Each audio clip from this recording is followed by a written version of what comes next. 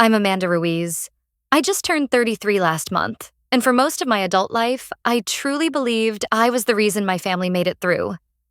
I gave up everything: grad school, dating, even moving out of Texas, because I thought that's what a good daughter was supposed to do. My parents never said it out loud, but the way they looked at me when the electric stayed on, or when a grocery bill got covered, it was enough. Their silence was its own kind of praise. I thought I was their everything. I teach preschool in Austin. Not exactly the kind of job that gets you featured in magazines, but I've always loved kids, especially the ones nobody else has patience for. And for 10 years, nearly every dollar I didn't need to survive went straight to my parents. Their rent, their phone plans, mom's cholesterol meds, dad's busted truck.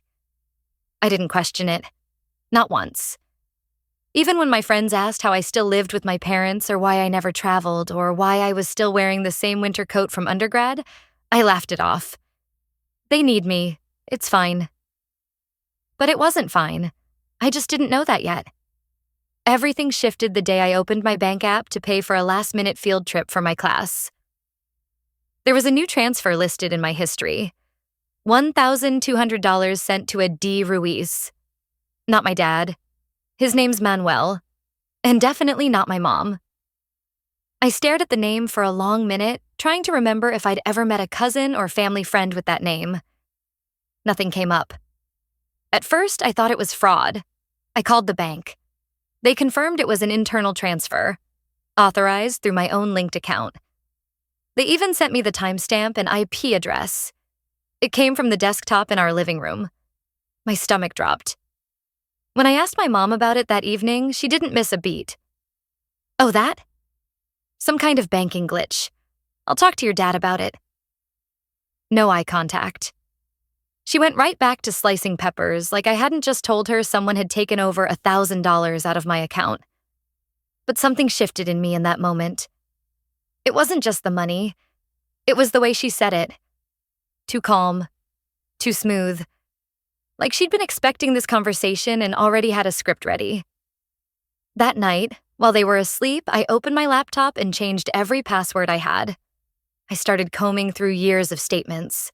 Dozens of charges labeled "Transfer to DR account" stretched back 4 years, always around the 10th of the month, right after my paycheck hit. That added up to over $50,000. I couldn't sleep. I stared at the ceiling and tried to tell myself there was a logical explanation. Maybe it was an old account of my dad's. Maybe they were moving money to save me taxes. But deep down, I knew. This wasn't an accident. This was a setup. I left for work the next morning without saying a word. My hands were shaking on the steering wheel. At nap time, while the kids rested, I sat in the supply closet staring at my phone, trying to decide what to do next. Then I did something I hadn't done in years. I Googled D. Ruiz, Texas. And there he was. A young man, 25 years old, smiling in a recent apartment complex's Facebook post about their new resident spotlight. Daniel Ruiz enjoys photography, boxing, and brunch with his dog Tyson. He looked a little like my dad. Too much to ignore. And just like that, the pieces began to snap into place. I sat in the school parking lot long after the kids had been picked up, phone clutched in my hand, staring at Daniel Ruiz's smiling face on that apartment page. It wasn't just the resemblance to my dad. The crooked left canine, the same thick eyebrows. It was the date in the caption that hit me. Resident since 2019. That's the same year Mom called crying because the water heater broke and they had nothing left. I skipped my first vacation in 8 years to cover it. I didn't go home that night. I stayed at my friend Camilla's place. She offered tacos and tequila like always, but I couldn't eat. Couldn't speak, really. I just showed her the photo. Her first question, "Do you think that's your half-brother?" The word brother felt like a punch to the chest. I had spent 3 decades thinking I was an only child. I mean, they never even mentioned a miscarriage or adoption, much less an entire human. The next morning, I confronted them. I waited until breakfast. Mom had just finished scrambling eggs. I slid my phone across the table to her, opened on Daniel's photo. "What is this?" Mom blinked.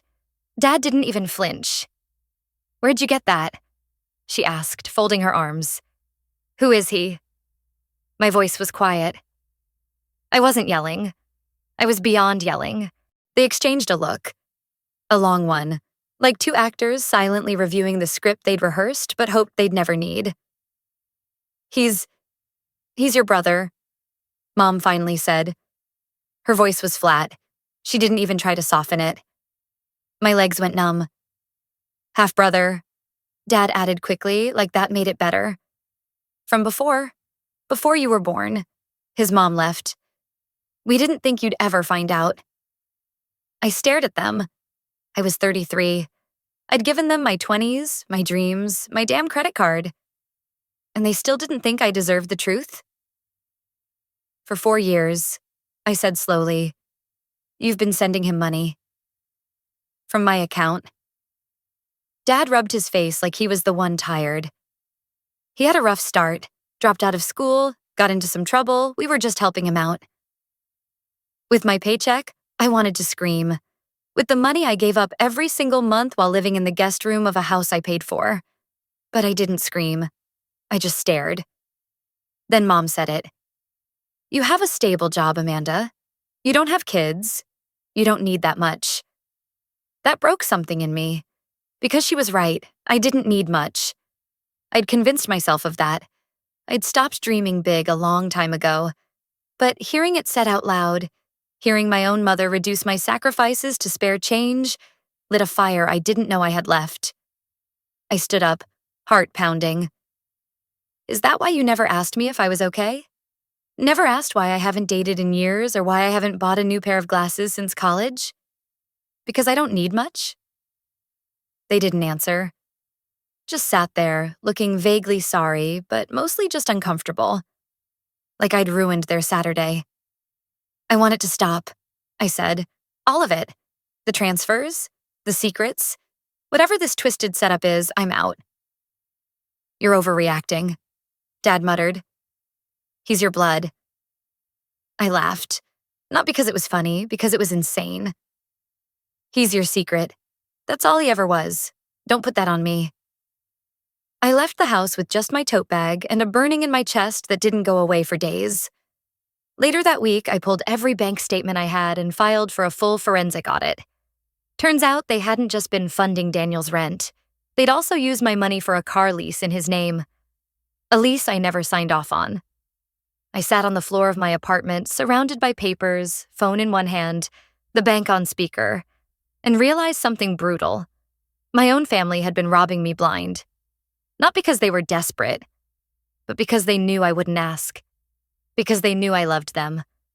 And somehow that made it worse. I wish I could tell you that after I walked out of my parents' kitchen that day, I felt free. Or powerful. Or even just relieved. But what I felt was emptiness. A sinking hollowness in my chest that followed me like a shadow through every room of my apartment. For 3 straight nights, I couldn't sleep more than a few hours. I'd lie in bed staring at the ceiling, running over every birthday, every Sunday dinner, every time I skipped out on something for myself to help them, wondering which part of those memories were real and which were staged. The audit came back 2 days later. Turns out the $1,200 a month allowance to Daniel was only the tip of the iceberg. There were car insurance payments, health insurance premiums, even Uber Eats orders delivered regularly to a Dallas address I'd never heard of. Some months, they'd drained over $3,000 from the account I'd foolishly set up with shared access, thinking it was just easier that way when paying family bills. And here's the kicker. Daniel's lease wasn't just signed in his name. My social security number was used on the application as a co-signer. I had no clue. I called the property manager pretending to be curious about the lease terms. She chirped, "Oh yes, Amanda Ruiz. So great to hear from you again." I hung up mid-sentence. That night, I sat on the edge of my bed with the printouts spread around me like a crime scene. I wasn't even crying anymore. I was just tired. Not physically, not even emotionally. Soul tired, like something inside me had collapsed. I didn't tell anyone at first. Not Camilla. Not my coworker Nia, who always brought me soup when I was down. I didn't want sympathy. I didn't want someone to pat my hand and say, "Families are complicated." This wasn't complicated. This was betrayal. And it wasn't just the money. That was the easiest part to calculate, to process, to maybe even one day recover from. The real damage was emotional. I thought I was the only child. I thought I was their child. I grew up thinking I was their center. Turns out I was the support beam keeping someone else's life propped up. The memories started hitting differently. The way Mom used to shut down whenever I talked about leaving Austin. The way Dad brushed off my talk of dating, always saying, "You don't need the distraction." They didn't want me to grow. They didn't want me to leave, because then the money would leave too. 2 weeks after I found out about the lease, I got an invitation to a birthday party. Not mine. Daniel's. A digital flyer forwarded by accident, probably meant for someone else. There it was. A swanky rooftop venue in downtown Dallas. Catered. DJ, open bar. Theme, Dirty 30. It was all being paid for. With my money. I stared at the invite for a full minute before I started laughing. The kind of laugh that turns into a wheeze and then into silence. It was almost beautiful in how blunt it was. Not only was I not invited, they didn't even bother pretending I was part of the celebration. Later that night, I did something stupid. I drove to Dallas. I parked across the street from the venue. Didn't go in, didn't even get close. I just sat in the car, watching as my parents walked in. Mom in a sequined shawl, Dad with a cigar tucked behind his ear. They looked proud, happy, like people who didn't have a single thing to regret. I didn't cry. Not even when I saw Daniel step out to take a picture with them, arm draped over Mom's shoulder like he'd done it his whole life. He was theirs. He'd always been theirs. I was just the one paying for it. I drove back to Austin in silence. No music, no podcasts, just me and that empty stretch of highway and the hum of my own breathing. And somewhere between mile marker 140 and 88, something shifted. I realized I couldn't undo what had happened. I couldn't make them feel guilty. I couldn't prove to them what they'd done was wrong. Not in a way they'd ever accept. But I could stop letting it define me. The next morning, I called my bank and froze every shared account. Then I filed a police report. Not because I wanted them arrested, but because I needed it on record. I needed a paper trail. I needed to prove, if only to myself, that what they did wasn't just hurtful. It was illegal. I also signed up for therapy. Found someone who specialized in family betrayal. I didn't care if it made me look weak. I already felt broken. Might as well learn how to rebuild the right way. That week, I packed up everything I'd ever left at their house. Photo albums, my old flute, the wooden box where I kept birthday cards from Mom. I left one card behind. It read, "You'll always be our greatest gift." I crossed out the word always, shoved it under their door, and walked away. It's funny how clarity doesn't always come like a lightning bolt. It sneaks in during the small, quiet things. For me, it was during a Tuesday afternoon, sitting in a metal chair at the DMV, waiting to change the address on my driver's license. I looked down at the little form in my hand and realized this was the first time I'd filled anything out for me in years. Not for them. Not for the house. Not for Daniel. Just me. I'd just moved into a one-bedroom apartment on the other side of Austin. The space was small, but the quiet was mine. No hum of Dad's TV through the wall. No footsteps above from Mom walking around at 2 a.m., talking to herself about overdue bills that somehow always became my problem. I hung up string lights over the tiny balcony. Bought plates in my favorite color. Mustard yellow, the shade Mom used to call tacky. I didn't care. Camilla came by to help me unpack and brought wine like always. When she saw the lease in my name only, she grinned. "Look at you. Fully grown and fully done." God, I wanted to believe that. But the truth was, I still hadn't talked to them. Not since the night I dropped off that birthday card with the word always crossed out. The silence was deafening, and strangely, Comforting. Until the letter came. A plain white envelope in my mailbox, no return address, but I knew the handwriting. My mother's. Inside was a short note. Daniel's in trouble. Please don't turn your back on your family. He's your brother. There was no dear Amanda, no sorry, no we hurt you. Just an expectation. A default switch they thought they could still flip. I didn't respond. I didn't even finish reading it. I threw it into the trash and took the bag out immediately. I didn't want that letter living in my home 1 second longer, but it got under my skin. Not because I was tempted to help. God, no, but because I realized something awful. They still saw me as the same. Still thought I'd cave.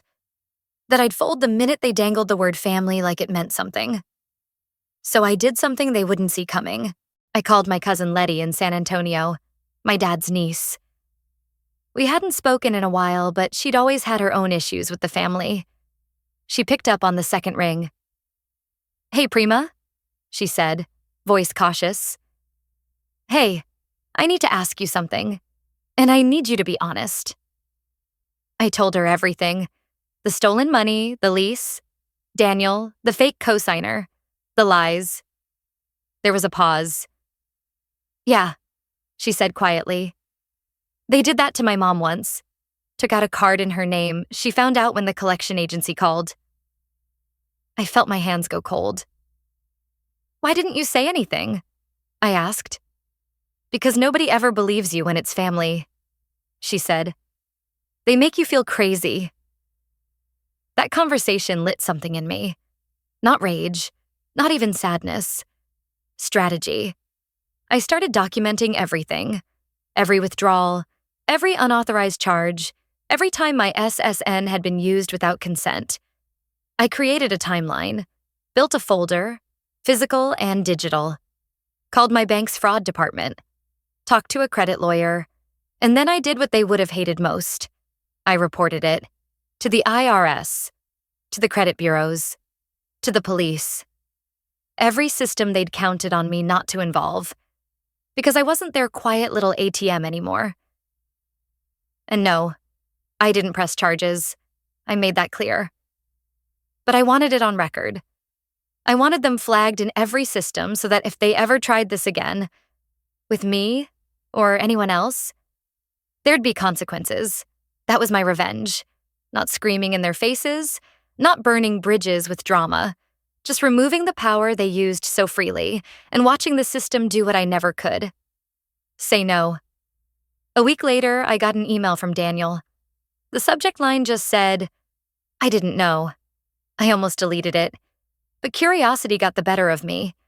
Inside, he wrote, I didn't know they were taking it from you. I thought it was theirs. They made it sound like they'd saved up, like they were just helping me get back on my feet. I didn't ask questions because it was easy not to. I'm sorry. He added that he'd moved out of the apartment, that he was trying to find work, that he didn't expect anything from me but wanted me to know. I stared at the screen for a long time. Then I closed the email. I didn't write back. Because forgiveness is earned, and some apologies don't need a response. But I'll admit, something about that email cracked the shell around my chest just a little. Maybe not for him, but for me. 3 months after I reported everything, I got a call from an unfamiliar number while I was prepping snack time at school. I let it go to voicemail. Later, sitting in my car, I played it back. It was an officer from the Financial Crimes Division, calm and clipped. Miss Ruiz, we've completed our review of the fraudulent activity you flagged. Just wanted to let you know that based on your documentation, we're pursuing a formal investigation. I stared at the steering wheel in stunned silence. I hadn't expected it to go that far. I'd assumed, honestly, almost hoped, it'd get buried in paperwork and never resurface. But here it was, real and moving. Later that week, I got a call from my aunt, my mom's sister, Tia Rosa. Mija, she said softly, your parents are freaking out. They got a visit from 2 people in suits asking questions about bank accounts. They're saying you're trying to ruin them. I didn't answer right away. Then I asked, "Do you think I am?" She paused, then sighed. "I think you're finally protecting yourself. About damn time." That night, I cried for the first time in weeks. Not out of sadness, just release. About 2 weeks later, my mom tried calling, then texting, then emailing, then messaging me on Etsy, of all places. I blocked every route. But the real kicker? I started hearing from people in our old church. People I hadn't spoken to in years. People who had never taken interest in my life, suddenly writing me things like, "We're praying for your heart, Amanda. God doesn't like vengeance." That was how I knew they were scared. Because people only bring God into it when they've run out of excuses. It all came to a head when I got a certified letter from their lawyer. A cease and desist. They accused me of defamation and false accusations that damaged reputation and social standing. I actually laughed out loud in the post office. What reputation? Among the two-faced ladies at church luncheons? I forwarded it straight to my lawyer. Rachel, the same credit attorney who helped me file the fraud reports, sent back a beautifully worded letter with timestamps, screenshots, tax documents, and a casual reminder that I hadn't said a single word publicly. Not one. If anyone was ruining their reputation, it was them, by letting the truth come out. A month later, they dropped everything. No apology, no admittance of guilt. Just silence.